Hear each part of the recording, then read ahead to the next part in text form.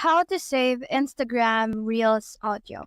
Now, let's say you want to save the audio of an Instagram Reel that you have seen. So the first thing we're going to do is to go to our Instagram Reel page right here. And let's say you're scrolling down right here and you want to save or use the audio that was added to this reel, which is right here, to your own Instagram Reel. So for you to use that, all you have to do is to click on this button right here to save it. And then let's say you really want to use that now. All you have to do is to go back and click on this camera icon right here and click on audio.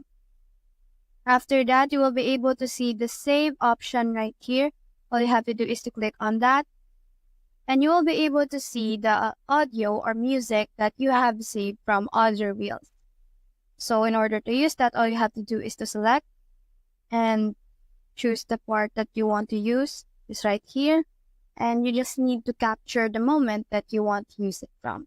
So that's how to save Instagram Reels audio. Hope we helped.